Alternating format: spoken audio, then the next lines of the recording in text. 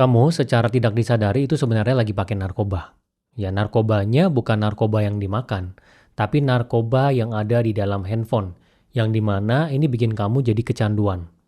Coba kamu renungin, terakhir kamu buka TikTok kapan? Ataupun IG? Mungkin ada dari kamu yang buka TikTok pas lagi nonton video ini. Mungkin juga ada dari kamu yang sebelum ini, ya sebelum buka video ini, itu lagi nge-scroll di TikTok. Coba tulis di kolom komentar. Karena ini adalah satu fenomena yang cukup umum, memang seperti itu. Sekarang orang punya behavior, itu memang ke arah sana, karena sosial media didesainnya udah beda. Dulu, sebelum adanya TikTok, sosial media itu adalah yang kamu follow, yang kamu lihat. Tapi kalau sekarang, semua yang kamu suka akan dilemparin ke kamu terus. Jadi kamu bisa lengket ke aplikasinya. Nah, Dracin, ya kalau kamu tahu, itu juga sama. Dracin ini satu fenomena yang gila juga ya. Sebenarnya udah dari tahun 2018 aplikasinya sudah ada. Nah, tapi sekarang-sekarang ini baru orang benar-benar ngomongin. Ya, Dracin ini juga sama seperti narkoba, tapi dalam bentuk yang berbeda. Dia dalam bentuk film. Kalau kamu nggak bisa kontrol diri kamu mengkonsumsi narkoba-narkoba digital ini, maka kamu akan kehilangan arah di dalam hidup kamu. Karena waktu kosong kamu akan dipenuhi oleh narkoba digital ini. Di sini saya akan berikan kamu 5 langkah yang bisa kamu lakukan untuk menghilangkan secara perlahan narkoba digital ini di dalam hidup kamu. Sebelum itu saya akan ngomong sedikit tentang Dracin ya. Kenapa Dracin bisa laku ya sampai menteri kita Pak Purbaya itu juga nonton Dracin di waktu kosong. Saya sendiri juga pernah ngetes ya, saya download aplikasi beberapa yang dalamnya ada drama-drama, yang short video semua. Itu memang benar-benar ngehook banget dari video pertama episode 1 sampai dengan episode 25 itu setiap episodenya itu benar-benar sangat menarik. Kita di terakhirnya digantung ya. Ada yang namanya cliffhanger. Terus ada plot twistnya. Terus kalau kita analisa benar-benar sebenarnya ada alasannya.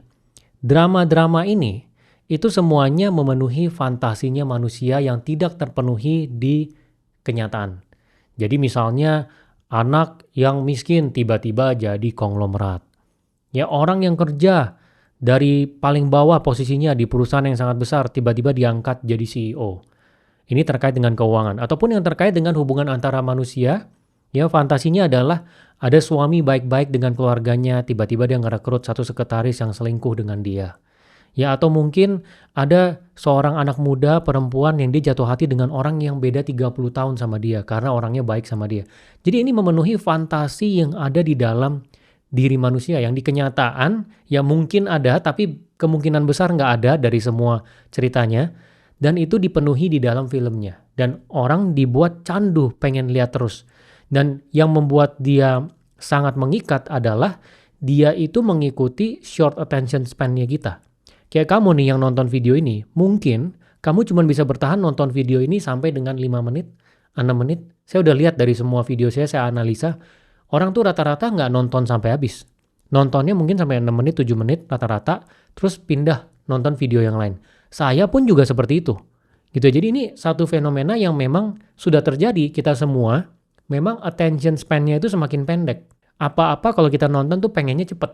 Coba misalnya kamu di sini ada yang nonton Netflix. Pernah nggak kamu nonton Netflix itu dari paling awal sampai akhir, itu benar-benar kamu nontonin semuanya?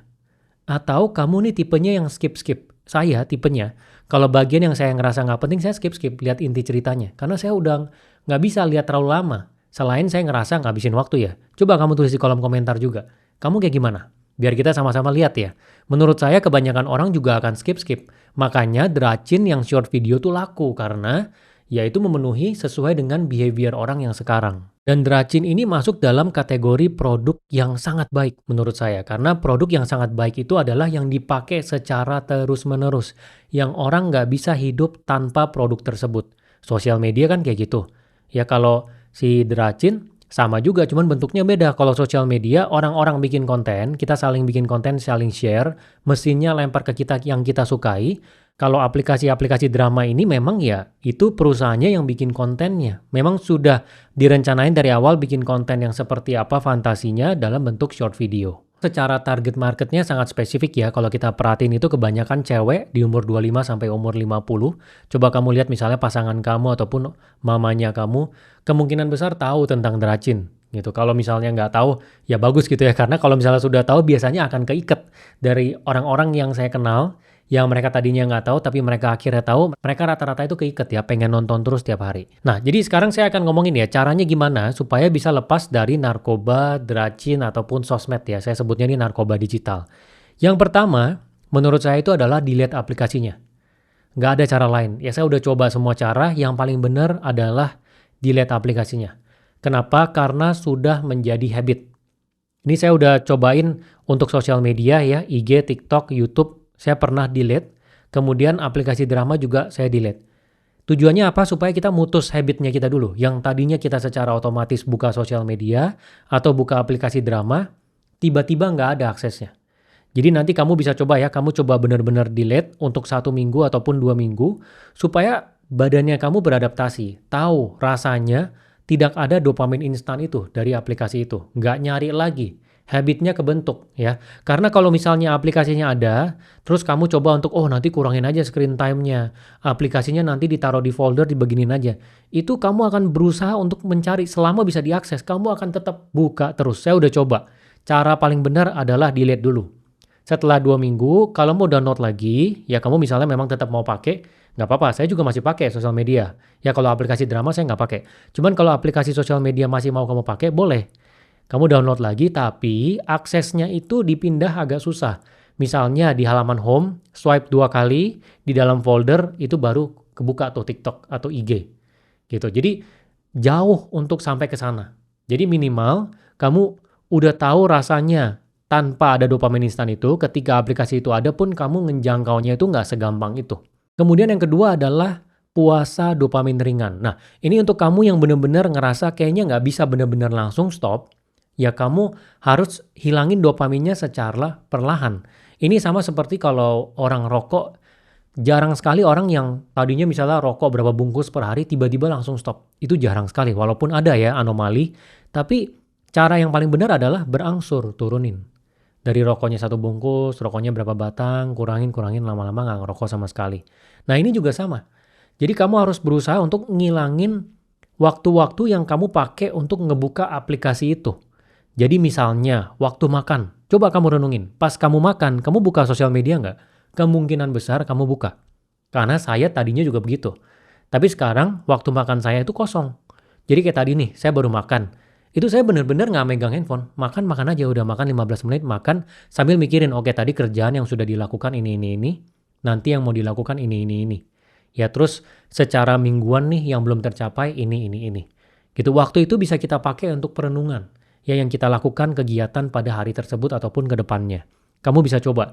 Kemudian misalnya mau tidur, HP-nya jauh dari tempat tidur. Jangan sampai bisa dijangkau oleh tangan kamu dengan mudah. Banyak orang yang tidurnya itu HP-nya di sebelah kepalanya dia. Selain ini sebenarnya radiasi ya, nggak sehat. Ini juga ngeganggu. Kita tahu ada akses dopaminnya ini di sebelah kita. Pas kita malam-malam bangun, kita pengen buka langsung lihat sosial media. Ya pas pagi bangun buka langsung sosial media. Coba pagi ini, kamu pas bangun ngapain? Coba kamu renungin. Tadi pagi bangun, saya melakukan kegiatan yang biasa sudah saya bentuk ya. Jadi saya bangun, saya renungin hari ini mau ngapain aja. Yang kemarin pendingannya itu apa aja, kemudian saya langsung cuci muka, saya langsung makan pagi. Saya nggak nyentuh handphone buka sosial media. Tapi mungkin kamu sekarang bangun udah langsung sosial media. Nah kamu harus perlahan puasa dopamin ini secara ringan. Jadi yang tadinya kamu melakukan kegiatan nyari dopamin di aplikasi sosial media ataupun drama Cina, nah kamu stop. Nanti setelah porsinya udah berkurang, kamu bisa lakukan yang tadi saya bilang, ya langsung dilihat aja aplikasinya untuk 2 minggu misalnya. Kemudian yang ketiga adalah kamu harus tahu kegiatan apa yang bisa kamu lakukan di waktu kosong. Ya karena narkoba digital ini, aplikasi sosial media, TikTok, IG, ataupun aplikasi drama ini, biasanya kita secara otomatis mau buka ketika ada waktu kosong. Jadi bukan cuma pada saat kita lagi kerja, terus dikit-dikit kita pengen buka, tapi pas waktu kosong, coba kamu pikirin, apa yang kamu lakukan? Pasti template-nya ngebuka sosial media. Coba deh renungin, pasti sama. Nah, kamu harus punya list kegiatan yang kamu lakukan di waktu kosong. Kayak misalnya saya, kalau misalnya saya ada waktu kosong sebelum tidur, misalnya setengah jam sampai 45 menit, saya isi dengan kegiatan baca buku ataupun jalan bolak-balik di dalam kamar. Jadi kalau saya per hari itu ada target langkahnya. Jadi misalnya hari ini saya baru 5.000 langkah, saya harus 8.000 langkah nih. Saya udah tahu kurang lebih saya jalan bolak-balik sekitar setengah jam nih bisa dapat 3.000 4.000 langkah. Ya udah saya jalan bolak-balik. Ya supaya saya pakai waktu kosongnya untuk sesuatu yang bukan pakai si narkoba digitalnya. Nah kamu juga gitu, harus tahu waktu kosong nih kamu bisa pakai buat apa. Entah kalau misalnya kamu penulis, kamu nulis. Kalau misalnya kamu adalah seorang pebisnis ya berarti kamu mikirin bisnisnya kamu. Kalau misalnya kamu suka baca buku, oke dengan baca buku ya baca buku. Atau misalnya kalau kamu ada ngambil course secara online misalnya di Growin ya berarti belajar satu modul per hari. Atau apapun itu yang sifatnya produktif dan tidak mencari dopamin. Ini kamu harus list down dari sekarang, kamu tulis aja. Kira-kira apa yang bisa kamu lakukan. Jadi nanti template-nya ketika ada waktu kosong kamu mikir, oke, dari kegiatan ini mana yang bisa dilakukan. Jangan malah buka sosmed. Gitu, karena kalau kamu buka sosmed ataupun aplikasi drama, ya nggak akan lepas terus dari narkoba digital ini. Kemudian yang selanjutnya adalah latih siklus fokus. Nah, ini yang selalu saya tekankan ya, fokus pikiran itu penting sekali. Yang pertama adalah dengan teknik Pomodoro, ya. Jadi kalau misalnya kamu pengen mengerjakan satu tugas, misalnya ada presentasi untuk pekerjaan di sekolah, kuliah, ataupun kerja, kamu luangkan waktu 25 menit, pakai waktu ya 25 menit, ada alarmnya. Kerjain bener-bener tanpa ngapa-ngapain lagi. Jadi kalau misalnya ngerjain PPT, ya PPT-nya doang. Kamu punya HP, kamu matiin notifikasinya, jangan cek email, jangan nonton YouTube sesekali, bener-bener ngerjain itu udah. Setelah 25 menit alarmnya bunyi, 5 menit kamu minum air, jalan bolak-balik, atau misalnya kamu pengen baca buku nggak apa-apa, tapi jangan buka aplikasi narkoba itu lagi. Ya setelah itu balik lagi ke 25 menitnya lagi. Biasakan siklus ini ya sampai 5 kali, 7 kali, kamu ulang-ulang terus setiap hari. Lama-lama keinginan kamu untuk buka aplikasi sosial media ataupun drama itu akan berkurang.